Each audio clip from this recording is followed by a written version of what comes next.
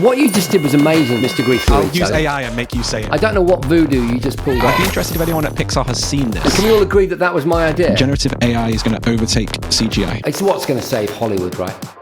First of all, welcome to the show. Thanks, you so much for coming on, Jace. It's my pleasure. I actually didn't believe it was you at first when you popped up in my Discord. I was like, this is a scam. Well, the thing is, I was like, right, what would I like to do? And I love what you guys do. I was actually really chuffed that you replied, because I think it's really hard to get that kind of first meet with people that you don't know personally. I don't know if you feel that. People are so much more easy to contact, but this feels so much harder to reach. Yeah, oh, that's very profound.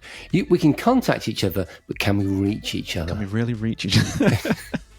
That's going to be a soundbite that's going out there. On today's show, I want to show you some things. I can't wait. No one's done that on a podcast to me. This is essentially an AI Rorschach test. I want you to shout your emotions and thoughts as we go through the clips. This is by a channel called Glumlot. You've been wandering your entire life, but we know you. It's very liminal. It's really interesting aesthetic. Obviously, we're used to, the 80s being the kind of decade of choice for a lot of the kind of retro content. This is most certainly set sort of 60s, early 70s, this is. Yeah, it's almost a bit Kubrickian, isn't it? It's very Kubrick, and it's very... It reminds me of a lot of the sci-fi from the early 70s in terms of the hue of the film, and of course the fashion and the way that these sort of, I don't know what you'd call them, sort of alien creatures are kind of presented. Really interesting where the smoke is going upwards. And like a lot of what I'm guessing is AI generated video content, it's got a kind of surreal, slight horror kind of edge to it because of the way that AI renders the human face. That kind of, six fingers thing that was very much part of the aesthetic in the early days also extends to the human face, but in a more subtle way, because faces obviously are the windows to the soul, as we know, and it's quite a dark soul that I'm seeing in some of those characters. What I was going to say was Flash Gordon was one of the reference points. Yeah, it does feel very Flash Gordon, you're right. It's kind of funny that it seems this kind of AI, particularly Glumlot's channel, but a lot of other channels going down this like liminal space kind of quality. It feels like AI's hit its VHS era, if you know what I mean. God, that is such an eloquent way of articulating it. I know what you mean. It shouldn't have moved on yet because it needs to get the physical form of things a little bit more accurate, right? And object detection and things that like we 3D, find funny when Gordon Ramsay walks through some fruit or something. Yeah. It's almost better, actually, isn't it, at the kind of cinema scope, or, and in Premiere, you can get all those different types of film grade and you can apply them. Yeah. Put a Kodak coating on it. Yeah, it's quite good at that. And actually, now I think of it, well, it ought to be, because that is quite a straightforward thing to emulate digitally. But it's very consistent. I mean, that's a lot more polished than a lot of AI content that I've seen. And the other thing is the way that it's producing the props, the buildings, because for those people listening, there was a kind of cityscape, there was the interior of buildings, there was like an alien. They were made, I don't know if you agree with this, to look very prop-like. They were, almost like stage, like a stage show almost. Yeah, they were. Yeah, like a theatre piece. And that sequence you just showed me, quite cleverly, rendered a lot of the effects as if they were done physically, made out of cardboard boxes or whatever, physical objects. So, and it gave it that very authentic feel. Grounds it in like this practicality of like physical props as opposed to CGI. Yeah. And I think Glumlot, what he's done there, like I obviously don't know his prompts or how he makes it. I'm hopefully having him on this season for the show as well. So he might be the next guest coming on. So I'll definitely be picking his brain about that kind of stuff. Yeah, grab his prompts. What are your prompts? So in the future, there'll be a new currency and it'll be prompts. It'll be prompt coin. Yeah, prompt coin. Good. You are on fire. I'm going to have to cut that out of the episode and like get that before someone else does. Yeah, I just feel like it makes it feel more physical. Like a lot of the other AI stuff you see, like it's got this very polished kind of look to it.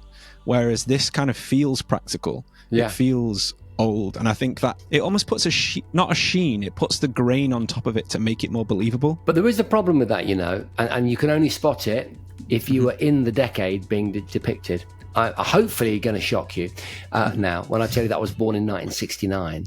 Oh my God. So I experienced the 70s in quite a conscious way. I was 11 in 1980s. The 1980s and 1990s had a much more profound aesthetic effect on me, as some of your listeners and viewers are going to find out later on in the show. But you couldn't ignore the 70s. I mean, it was so overt, the aesthetic. And I mean, when I say the aesthetics, I mean the way that music sounded, the way that music was delivered, and how kind of, static and analog elements would affect the delivery of that medium, be it radio or music, a piece of vinyl, affected the aesthetic experience. Do you understand what I'm saying? The reason that definitely. film that we just watched looked like it does, obviously, I'm telling you something you very clearly understand, but it's the celluloid that does that. And my wider point, God, I do go on sometimes. The point I'm trying to make, right, is that because I was conscious in the 70s and 80s, I look at YouTubers creating something that is supposedly from those 2 decades, and I can see what they're trying to do, and I can see why they think it was like that, but I can instantly see it's not an 80s object, or whatever you want to call it, right? Because they're making mistakes, because they're not tuned to it. Then, and this is my greater point, the AI comes in, it grabs all content that is supposedly 80s, including the content that's not, and you get this postmodern layering that takes you further and further away from reality. I see what you're getting at. Yeah, okay.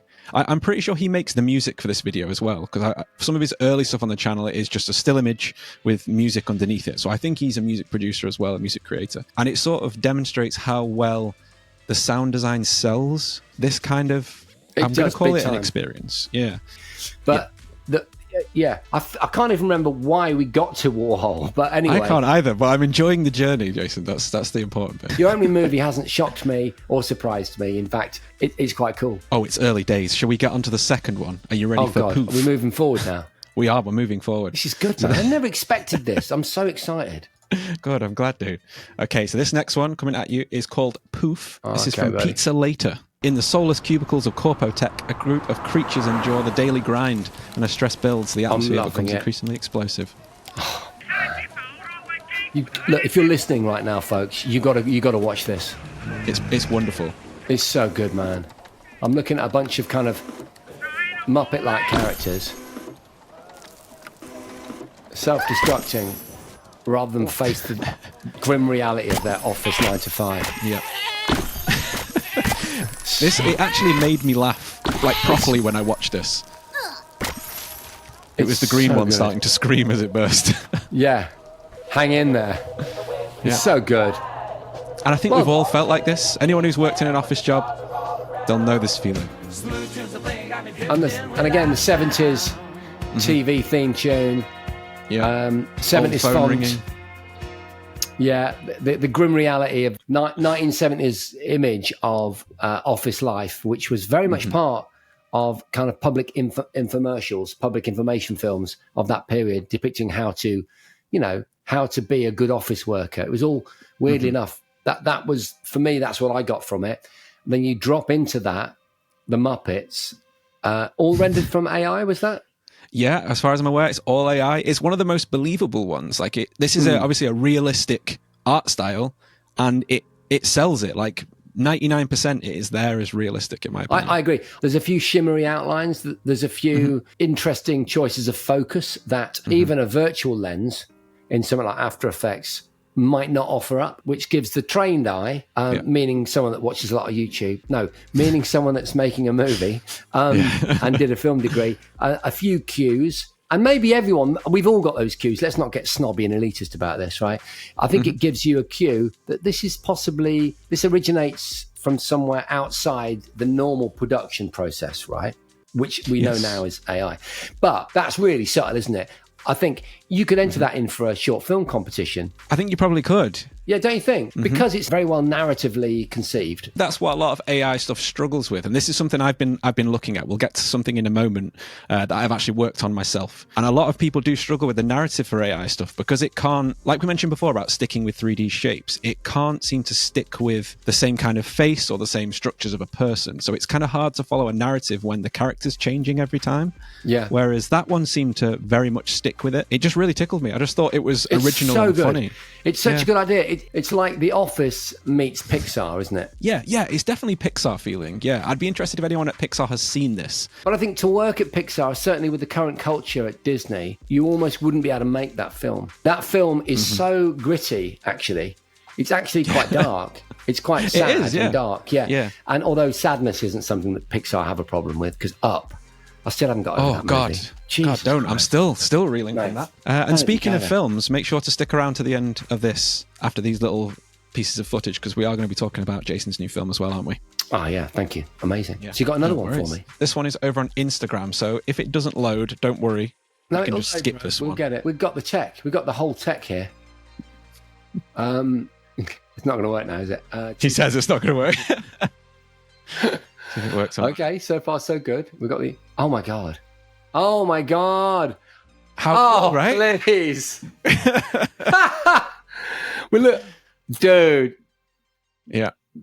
So it's basically a fashion walk for cats, wearing different outfits. I think if a fashion brand, like with the actual outfits, managed to stick the outfits properly on this and kept them to model, it would be a really interesting piece of marketing, don't you think? Just yes. That kind of cat reaction I'm having, meaning that they're just adorable and so human in their own little way. Just the way they're walking and the precision with which they have a swagger, you know what I mean? The sway, yeah, they've got a swagger. The one in the hoodie is my favourite. The denim last jacket one, with the white look, hoodie. I like the one Yeah. that ducks down, like... Yeah. The hoodie, yeah, it's the hoodie one. And the last one that just goes up, that just drops the I know. hip. So this Oh. does loop, by the way, just so you know. It will just keep going until you I'll have stop. to move away from it because I'm so beguiled by it. Yeah. I'll have to turn it off. I love how all the comments are all like, this is the best use of AI that there is. Like, Yeah. everyone's absolutely loving it. The internet was born for that, wasn't it? Highly commended. Not that we're marking these. No, not. Well, I mean, you can give it a rank out of 10 if you want. Yeah, let's give it a 10. Let's give it an 11. Are you ready for your next video? I'm ready. Let's do it. Okay. So this next piece is one that I made myself. I had an afternoon free yesterday. I never saw this coming. What I thought I would do was look at the gaming world. Obviously, we're predominantly a gaming podcast. Yes. So I took the wonderful series of Halo. Oh, please give me some Master Chief, man. Literally, you've chosen one of my favourite franchises of all time. Same here, man. I love Halo. Okay, go for it. 2 seconds. Okay, I'm going in. Kinetic 5, Kinetic 100, be advised for What? No. Oh, stop. How insanely Mate. realistic does that look? It's real. It's the new trailer for the next Halo game. Look at the forest fire. And the glow Cool, on the right? water. Mate. As a content creator, I was fascinated by the possibility of what AI can do, what should be able to be done, and obviously video generation, because I make videos for a living. As I said, I'm a freelance videographer and editor. I went into Midjourney and I started generating images of Master Chief. Now, this is where the first thing comes up that I was interested in, because that's a copyright character. Yeah, of course. So I was like, there's some weird rules skirting here. Like, you can put in Super Mario and you get images of Super Mario. And I imagine Nintendo are pretty mad about that because they love their lawsuits, does Nintendo, as you probably know. So I took the images out of Midjourney and I put them into lumalabs, which is, it can basically animate the images. So you can do image to video as opposed to just prompt to video. So you can get much more I'm writing complete this down. characters. Yeah. Yeah, feel free to write them down. I'm actually going to put a longer video together of this to I think you release should. because it was a bit of an interesting experiment to do. The only real thing that I did other than that was I brought it down into DaVinci Resolve. I added all the sound design like I usually do. I added music. I added key changes and cues, transitions, and then color graded the whole thing to make it match. Yeah. Just from that, I think you could release that and say this is a new trailer. Yeah, you could.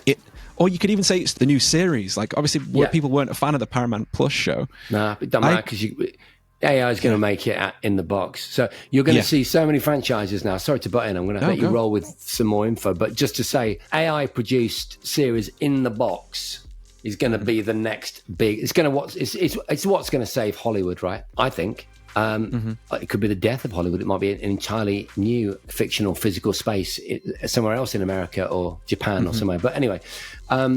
so that idea of creating, but then the first generation of those in the box experiences are going to be masked characters, aren't they? Because if you could see Master Chief's face, a lot of that reality that we were just experiencing would start to ebb, I think, because of the uncanny... You start to get the uncanny valley. Exactly. I'm so glad you brought that up. Because these hard lines, hard edge characters, like you said, are much easier to animate in that kind of thing.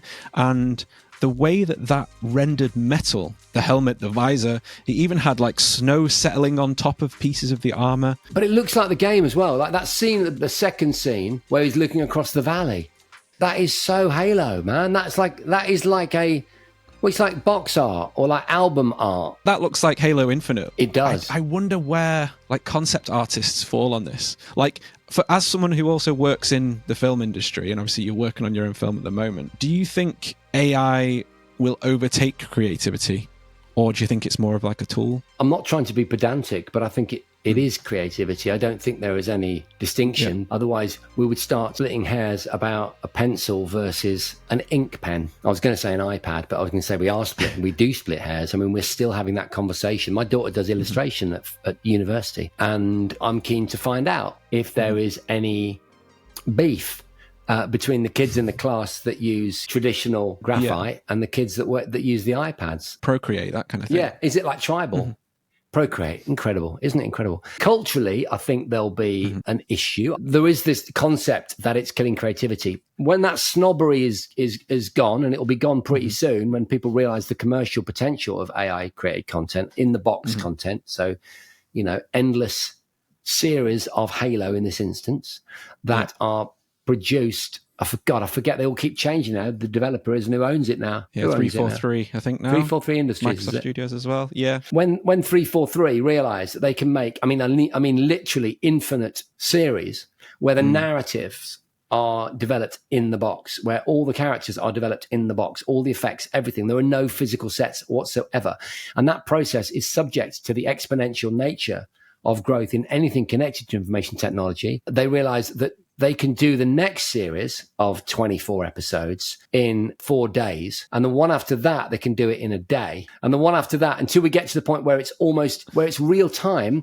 where indeed, the experience of Halo Series 347 is bespoke to you because it's generated in real time. Yeah, because it knows what you want as well. And that's where you can like cater these things to certain people, like VR experiences. Like I'm expecting very soon for there to be like an AI accelerated VR experience. Yeah, where it's giving you what you want to play. I mean, there might be those kind of things already that I'm just not familiar with. That's the metaverse, though. So I know the metaverse is out of fashion now, okay? I blame Facebook it's only for because that. it got so linked with blockchain technology. That was why. Yeah. It got a bad rap, basically. It got a bad rap, but if we just pause for a minute, and I'm going to make a big statement here so you can all throw things at me. But I'm going to say that we're definitely moving towards the metaverse, whatever people think and however uncomfortable that makes them in terms of painting the real world with digital assets in a mixed reality context, right? It's commercially that we can't afford not to, because phones are stupid. They're literally one model up from an Egyptian tablet. Wearing these things is so much more sensible, I think, but feel free to lambast me in the comments if you disagree, right? Battery technology, cloud connected, procedurally generated, AI environments, all that stuff will make it impossible to avoid. By the way, though, I would say, while you've got infinite episodes of bespoke Halo, which sounds sick-inducing, let's just say that as an idea. That is a kind of very abstract and extreme place to go. But you're also then going to get someone with a physical Super 8 camera who makes a 90-minute film and edits it, splices it together, and it's a big runaway hit. Just like now, you queue up to get coffee from someone with a beard and tattoos when you could just go to a machine in the Shell garage, right? You don't, because that aesthetic experience is also part of being human. And so there's room for everything. I'm just saying, though, I'm imagining an interesting future. And I do agree on the coffee statement. Like I'm a big coffee drinker, and me and my partner have found that the more unusual the person making your coffee, the better the coffee is. That's great. Like if it's just a regular person, coffee's going to be all right. If it's someone who barely has any like social skills, yes, the coffee's going to be amazing, but they're not going to treat you very nice. No, they're talking to you through the coffee. Exactly. Yeah, and I'm there for that. So look. What you just did was amazing, by the way. I don't know what voodoo you just pulled off, Mr. Grief Burrito, which is the name of your YouTube channel, folks. It's not the fact that you've got Master Chief and the armor and the settling snow, that those assets that are impressive.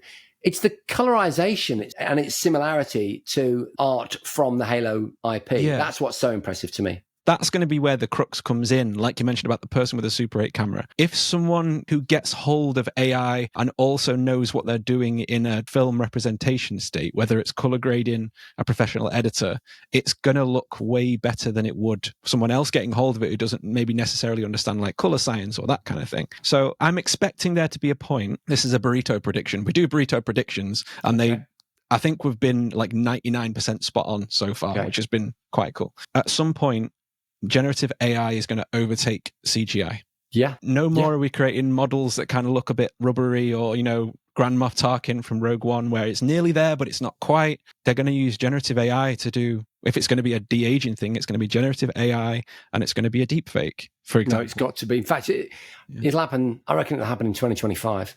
And it'll be in a major movie, and there'll be some big actors thing about it, and there'll be, all the news channels will be pulling apart the ethical issues around it. I think you're absolutely right. Yeah. I'm actually glad you said about the big studio, because it was in the news this morning as I was walking to get my coffee from my actually quite friendly barista who makes good coffee. Good. That Lionsgate have partnered with the startup Runway to train an AI model from their own television and movie library to use generative AI in their films. In the world of technology, what I effectively do is a kind of futurology gig. I'm doing Microsoft next week, actually, interestingly enough. That should be quite fun. Pitch in my Halo series. We'll get a new game going. Or maybe I shouldn't tell them, but is I talk about the future and I try and provide ways of unlocking it. A lot of the themes we're talking about are the things that I put in my kind of toolkit. So an appreciation of the past is always a great predictor of the future. There's other things like an understanding of exponential growth and a real belief in the exponential nature of things. Otherwise, you can really miss something like OpenAI announcing GPT-3 or whatever it was. And then within 18 months, we're at GPT-4 Omni, and it's just incredible. That growth knocks your head off unless you're aware of the exponential nature of it. Look at the news and look at the movements, look at politics. Interesting and pertinent to the point you just made is this new ruling in California. Have you heard about this? Yeah, I have. Yes, I was reading about it yesterday. Yeah. About the likeness of Hollywood celebrities and the need to set parameters around likeness, voice quality, and so on and so forth. Because Hollywood obviously is a Californian enterprise. They're protecting their own. And I'm guessing they're probably doing that because the aforementioned prediction you made that we're going to see a significant sequence or character or something, that's probably going on right now, which is why they need that legislation in place. Yeah, 100%. And it's like, if you look at there was a guest I had on, Margarita, her name was, and she actually worked on the Star Wars series, not her personally, but the company she worked for. And they basically do voice AI. So generative voice AI, and they have a medical application where they can, if someone has lost their voice due to like a laryngectomy, that kind of thing, they can take old videos of the person talking, use AI to rebuild it, and they can have their voice back, which is like a wonderful use. It's beautiful. They redid Darth Vader's voice for one of the new Star Wars films. They've done absolutely loads, like God of War, they did stuff on that too. But one of the big risks that they face, and this was something else Ben from Inevitable, another AI company who came on and mentioned, is AI voice theft. Taking people's voice, getting into their bank accounts using So you mean voice print ID. Yeah, not just taking the voice, actually using the voice that they've taken to take other stuff. Yeah, so you can unlock other things just by someone's voice, let alone facial ID. These protective measures and legislations need to start coming in quickly to sort of head that, because once that box is open, the box is open, So there needs to be this legislation to funnel that kind of advancement, really.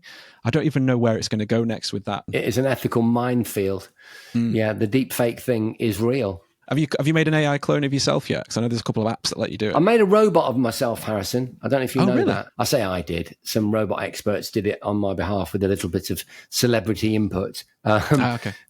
So we started out on the Gadget Show. In the early days, I would make the builds myself. I'd come up with the ideas for example, a hoverboard, because there was no YouTube when the Gadget Show first started. So I had to either get it out of a book or make it up. Fast forward 10 series, we're now really popular and the show's got a much bigger budget, and they made a robot version of me called Robo Jace. It was mega. And we got a stand-up comedian, strangely enough, the guy I've written the film with. The reason we got this particular stand-up comedian, he's my best mate.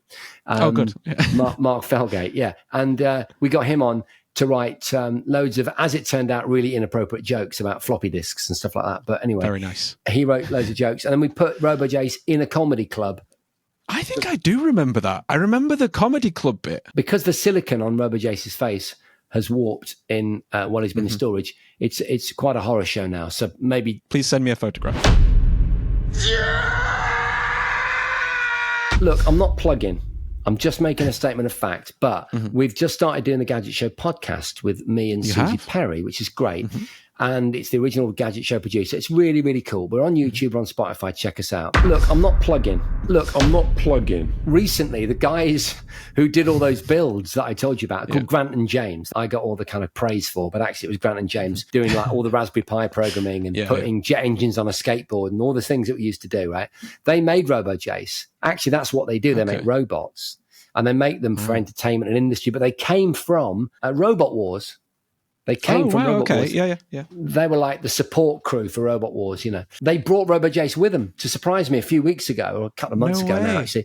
But they put him in a shroud. They wouldn't let me see him. And my reaction when they pulled the shroud off, that's what you want to find. I'll send you that clip, bro. Please do. And I think that's the perfect time. Let's talk about your new project. Oh, thank you. I'd love to. Can we talk about Ctrl AI Delete? Yeah. Give us the rundown. Okay, here goes the elevator pitch. I've been practicing. Ctrl AI Delete is an independent comedy feature film, which is currently in Kickstarter. Just go to ctrlaidelete.net. I'll get that in there nice and early, Harrison. CTRL, like it is on your keyboard. AI Delete, full word, .net. Go along there and you can click on it and go to the Kickstarter. Yeah, it's about a bunch of retro gamers, a bunch of friends, obviously in Skegness at a retro gaming, at a retro gaming conference. And while they're there is a global rollout of an AI. It instantly goes wrong. Literally, they ticker tape parade in like Times Square, but they drop it on the morning of the Retro Gaming Expo in Skeggy. All the cosplayers, all the ZX Spectrum fans, arcade fans, they're all there, right? Gathered in the Expo Centre. While globally, it is chaos, right? There's a blackout, there's no electricity, there's a run on the banks, the stock market's crash. Protesters are now becoming rioters in cities and towns across the world. By the time it's nighttime, it's like the purge on the streets of Skeggy, right? At this point, our group of friends, retro gaming aficionados, realise that in the Commodore 64s and the old consoles and the retro 80s and 90s first-gen gaming consoles and computers might just be the solution that they can use to hack the AI and win the day. That's Ctrl AI Delete. That was my long elevator ride, but we got to our floor, didn't we? We were in the Sears Tower. We went right to the top. That's good. Came out. Thank you. No, it was fucking. I can't wait. I'm very excited. It sounds absolutely brilliant. What a great response. Where did I want to say where did the idea come from? But obviously, it's a very pertinent thing at the moment. It's I can see where it came from. What kind of AI are we talking in the film? What's the? Can you say? Is there a specifics? Yeah, it's a really good question actually, because what's that thing that Hitchcockian concept? Isn't the MacGuffin? I can't remember. Some of your cinephile listeners and viewers will know what I mean. But it kind of, in a way, this isn't me being rude, but it kind of doesn't matter what kind of AI it is. It's the fact that it's all powerful. It shuts everything down and no one can work out how to stop it, right? So it's not sending robots after you. So to answer your question, it's not Terminator, right? Yeah. You know what I mean? And it's not The Matrix. It's just a really crap system that didn't work. I do want to say it would be really funny if there is someone dressed as a Terminator who gets beaten up in the background. That's just funny. because someone links it to that. I think that would be that's really nice. cool. I like that, and I'm going to steal it. And can we all agree that was my idea? Of course, I'll use AI and make you say it on the screen. Yeah, and it's intentional. We don't really name it. It's not Skynet. It is malevolence when they try and denial of service attack, when they try and botnet it, whatever it's called, and they try and hack it. Obviously, their initial attempts fail, and because it has defensive countermeasures, like any cybersecurity system, anything behind a firewall, which, considering that they're trying to hack it on a ZX Speccy is quite something. The company is named in the movie, and you'll see the representatives sort of talking about how it's going to, all the different things it's going to make possible and how amazing it is and how great it's going to be for school children and universities and supermarkets and logistics and banks and this, that, and the other, right? But what I think's funny is that we don't really explain how or why. It's just crap. When it goes live, it just breaks. And that really is what the movie is about. The movie is about the fact that nothing works anymore. And we're a bunch of mugs and we never do anything. Everything gets released in beta and you have to pay for the day one patch. Yeah. And the last guy on Earth, literally, who we should be relying on to come up with a plan and initiate that plan to get the world back on its feet. I mean, aeroplanes are dropping out of the sky. Trains are smashing into each other. There are pile-ups at intersections. Money's being thrown out of ATM machines. Looters on the street. It's chaos, right? The last guy on Earth is our main character, Smith. It's literally like, who would you not want to have to rely on? And it's based on one of my friends from school. Brilliant. Because I went to school just down the road from Skegness in Lincolnshire. That's why I feel I'm able, with love, to mildly have a bit of a giggle about the reality that is Skeggy, or Skeg Vegas, as we call it locally. Skeg Vegas. Has it got a strip? It's got all kinds of strips. Depends where you go. Depends if you've got a fiver. And fiver, damn, and where cheap. you're prepared to tuck it. It's got a strip, and it's got a really lovely seafront. In fact, the promo trailer, which you'll see... it's playing on screen right now. Oh, great. Right one of them, we'll have to get to this bit, actually features Skeggy, and it features the strip, which is the seafront, and a very nice man in a mobility scooter who agreed for me to film him. Really nice. Yeah. Did he not move? And you had to just be like, I'll give you a 20 quid if you move. And he's like, I'll take it, but I'm not moving. Do you want to tell you what actually happened? At this point, I'm effectively in the middle of the road, and I'm filming between cars crossing and between totally the wrong people walking through shot, right? And there's a guy behind me, right? He's got his dog with him and his daughter and his wife, proudly rotund, got a massive T-shirt on, and it says, The Dog Father on it. What are you doing, mate? He's like, what are you doing? Oh, I'm doing a film. It's called and I'm halfway through. Yeah, but what are you doing? I said, well, I'm trying to get a shot, but it's not really working that well. Yeah, I can see that, mate. Bloody waste of time, isn't it? What are you trying to do? I explained that we want someone in a mobility scooter to go through shot. I've been to the mobility scooter shop, which I knew because my mum told me you can hire a mobility scooter. And I was going to get, someone I knew to do it. But all the mobility scooters were gone because I was shooting in the middle of August, right? So anyway, mate, what are you like? And then we see this guy, and I'll call him Captain Birdseye. And you'll know if you watch the trailer what I'm talking about. And the guy behind me, the dog father, says, leave it to me, son. And he gets up, right? He's got like a walking stick. He gets up and he goes, hey! And he goes over to this old guy on a mobility scooter. And I'm stuck there behind the camera. I can't remember what they're saying. He's on the other side of the road. He points at me and I just nervously wave at him. And the guy on the mobility scooter just puts his thumb up. And then he goes, all right. And then he goes, all right. And then he shouts, action, the guy does. Really? Oh, my God. I know. And then this guy on the mobility scooter goes through shot. Perfect through shot. He then does a 180 and he comes back again. And that was the shot we used. So that guy became like an impromptu producer. That's amazing. I love that. And then he just came back and sat back down with his wife and his dogs. It's that sort of real vibe, that authentic Britishness. Well, that's the alternative texture. So you've got the AI. Yeah. And then you've got the reality of a bunch of English people being very English at a gaming expo in a very niche area of pop culture.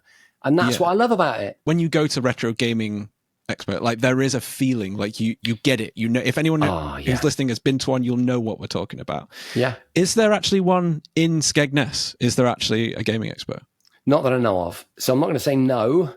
Obviously, there are lots of really popular, functioning, massive, large-scale arcades that have a lot of retro games in them. Not en masse, but they'll have things like, like Daytona, some of the old driving games, Pac-Man, and some of the classics, Nice. But the expo where I kind of was visually while I was writing the script, I wrote the script with my friend Mark Felgate. So Mark and I wrote a film about Smith about 12 years ago, and it was about a bunch of chancers from Lincoln who were caddies at a golf club, which I was actually a caddy at in the 80s. That's how I earned my pocket money. Okay. And I used to go and caddy for these rather snooty kind of like company directors, and but they'd give me like 35 quid at the end of 18 holes and that, right? Nice but tip. they used to do this thing where they'd have a competition, and if you got a hole in one on these special weekend competitions, the local car dealership was sponsoring it, and you'd win like a Vauxhall Carlton would have been a good car to win, or a Capri or something like that, right? Yeah. The original movie was about two guys, two chancers. No one really thinks they're ever going to make anything of their lives. Smith and Barry, who was another mate of mine from school. If you're listening, Barry, word up. And they come up with the concept to enter the golf competition, train a bird to catch a ball, drop it in the 18th, win a Bentley. It's called Pigeonholed. Okay. They've been pigeonholed as losers, but they're going to dig deep, and they actually train a pigeon and tried to get it away. We went round Soho, the likes of kind of Working Title, some of these famous British film production companies, but we couldn't get any traction on it. No one was interested. Mark got really ill. He was in the hospital for like a month, and I was really worried about him, and I was ringing him in the hospital, and I said, when you get out, mate, when you're well, we're going to write a second movie, and this time we're going to get a Kickstarter, and we're going to get it made. And that's where this started. This whole process. Hell yes. Well, it's going to get made. Yes. I can feel it. Mate. With your help, we really need help, dude, because people can get very excited about it, but then just forget to go. We've got some great perks, rewards, cool merchandise. I'm actually wearing one of the t-shirts. Yeah, nice t-shirt. Yeah. Oh, and it's got the logo on the back as well. Yeah. Look at that. Zoom in. Editor, zoom. So what were you saying about merchandise? Oh my God. For those listening, I just held up Alla Wayne's World. A mug with a logo on it. Loads of cool stuff. And you can even be in the film. And I'm looking at you, Harrison. You can be in the film. There's so many cool ways that you can contribute to the funding of the film and get something really good in return. Amazing. When it comes down to filling the Game Expo in your film, let me know and I'll see if loads of gamers are up for just like flooding the expo. It. You need a t-shirt, don't you? Anyone that's been inspired by that, at the very least, go along to the Kickstarter. I'm sure you'll put it somewhere in the what's it. Yeah, it'll be in all the descriptions going out everywhere. And because we've worked really hard to make the sorts of rewards that you'll get real value from, like there's like gaming devices, consoles, things like that are used in the movie. You can buy them, so they've been in the film, and you can have them signed by the cast. Yeah. We've got some cool people as well lined up. We've got a guy from RADA who's our lead man. We've got a Hollywood director, a real director who actually lives and works in Hollywood. Just happens to be a really good friend of mine called Elizabeth Blake Thomas. Nice. The poshest, most English director in Hollywood. So, that's an accolade to have. That's sick. Yeah. Well, I can't wait to see it supported, and I can't wait to see it come out, dude. Yeah. Really Thank you so much for coming on, Jace. This has been amazing. I did not expect this to start like it started. The great news is the video that's left the biggest impression on me is yours, actually, because it's an IP I'm familiar with visually. In number 2, we've got the exploding Muppets. I think maybe the in-joke there is that when you work 9 to 5 in an office like that, you feel like a bit of a Muppet, don't you? Yeah, and often explode. I actually like the cats as well. The cats has left a big impression on me. Of course. Yeah, it's because I've got the 4 up for YouTube, but the cats was on Instagram. Yeah, I'll be showing that to my entire family without a shadow of a doubt. I'm sure they'll be loving it. Amazing. Right, where can they find you on socials? Do you want to add your socials or anything like that? Yeah, I mean, I'm on X. I'm Jason Bradbury on X. That's probably the easiest one. That's the one that I've been using. X has its issues, but it's a really great place to push things like a movie, because there's a lot of retro gaming, movie geekery on that platform. Lots of people are really passionate about their pop culture on X. So go along there. And the movie is, of course, Ctrl AI Delete.net. CTRL AI Delete, full word delete. .net. Amazing. Well done. It's like an advert. I don't mean it to be like an advert. No, it doesn't come across at all like that. Don't worry. No, I asked. And thank you guys for listening. If you enjoyed the show, subscribe, like, comment, and head over to Kickstarter to support this awesome movie. Thanks, guys. Bye.